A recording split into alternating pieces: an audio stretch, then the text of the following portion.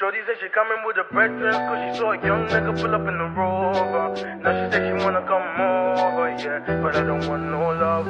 I just wanna make the moolah la, yeah, the moolah la. I just wanna make the moolah la. Go on, screaming ooh la la, yeah.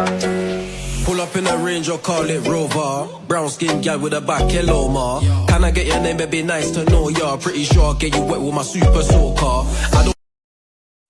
Aku tak tahu kita memang tak mungkin, tapi mengapa kita selalu bertemu?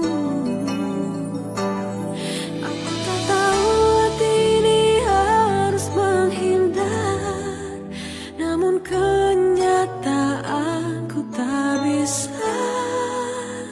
Maafkan aku terlanjur mencinta. Halo, selamat pagi, selamat siang, selamat sore, selamat malam. Assalamualaikum, shalom, mejojuah, horas, salam sejahtera untuk kita semua.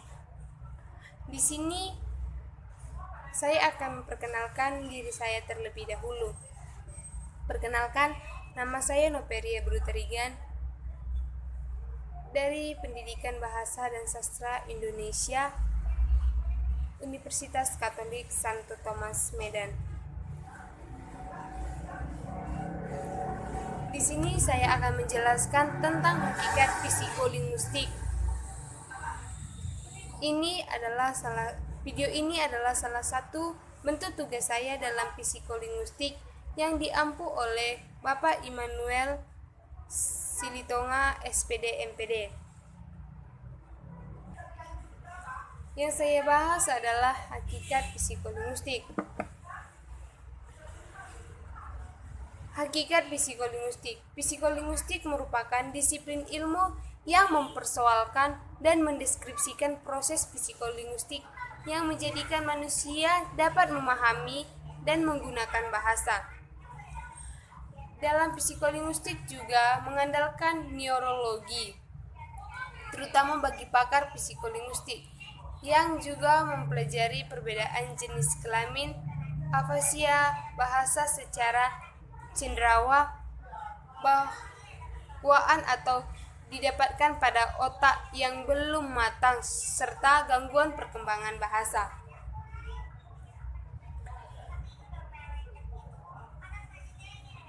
Meskipun berbeda, definisi-definisi tersebut berkisar sekitar kajian bahasa dari sudut pandang psikologi. Oleh karena itu, psikolinguistik juga disyaratkan oleh namanya merupakan studi bahasa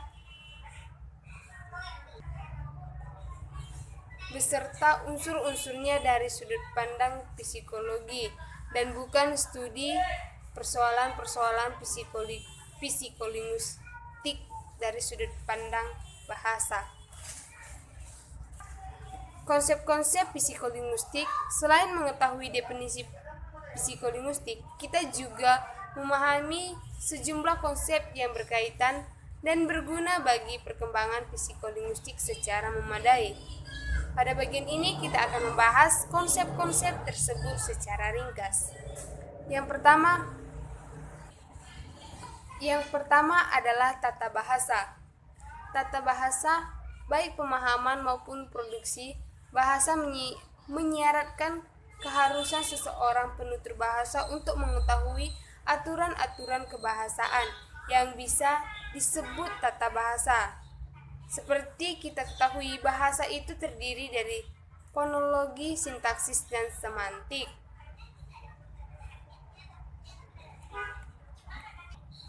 Kompetensi dan propormasi. Istilah kompetensi dan propormasi mulai populer ketika Komsumi menerbitkan bukunya yang berjudul Aspect of the Theory Syntaxi. Kompetensi mengacu pada pengetahuan dasar tentang suatu sistem peristiwa atau kenyataan. Kompetensi ini bersifat abstrak, tidak dapat diamati karena kompetensi tersebut dalam alam pikir manusia. Yang dapat diamati adalah gejala-gejala kompetensi yang tampak dari perilaku atau kebahasaan manusia seperti berbicara, berjalan, menyanyi, menari, dan sebagainya. Performasi merupakan produksi secara nyata seperti berbicara, menulis, dan juga merespon seperti menyimak, membaca, dan peristiwa ahli bahasa. Struktur dan fungsi. Dalam kaitan dengan pembahasan kita nanti, dua jenis struktur bahasa harus kita ketahui dan pahami. Yang pertama adalah proses penggabungan. Proses penggabungan dua proposi atau satuan makna yang dalam struktur lahir berbentuk klausa melalui koordinasi, relativitas, dan komplementasi. Koordinasi adalah penggabungan dua unsur klausa serta atau lebih dalam kalimat. Dan komplementasi adalah pengembangan unsur-unsur kalimat, misalnya subjeknya, predikatnya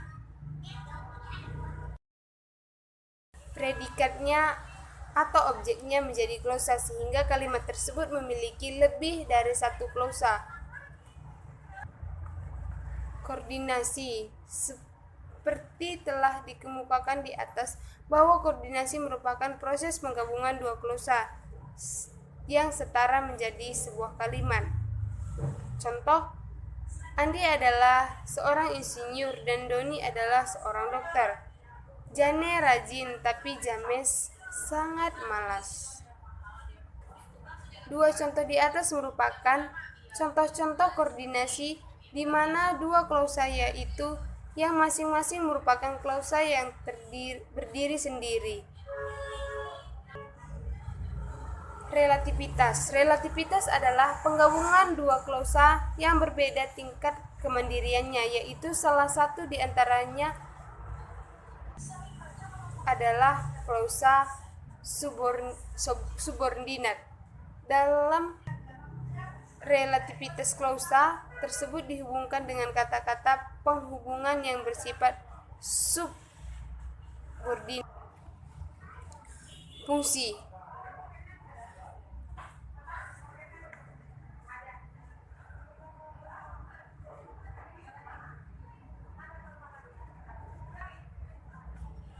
Fungsi kalimat dapat dikategorikan dalam kategori-kategori berikut.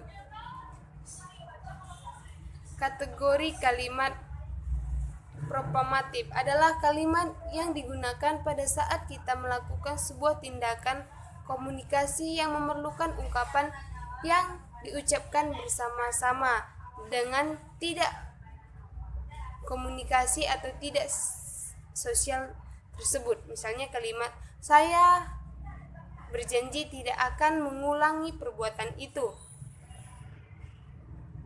Dan kalimat deklaratif, yakni kalimat yang digunakan untuk memberitahukan sejumlah informasi pada si pendengar, atau dalam bahasa Indonesia kita mengenalnya sebagai kalimat berita.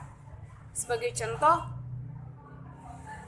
Bandung Raya menjuarai Liga Indonesia 2. Kalimat Kalimat imperatif adalah kalimat yang digunakan untuk meminta seseorang melakukan tindakan tertentu, atau dalam bahasa Indonesia kita mengenal sebagai kalimat perintah. Sebagai contoh, diamlah kamu.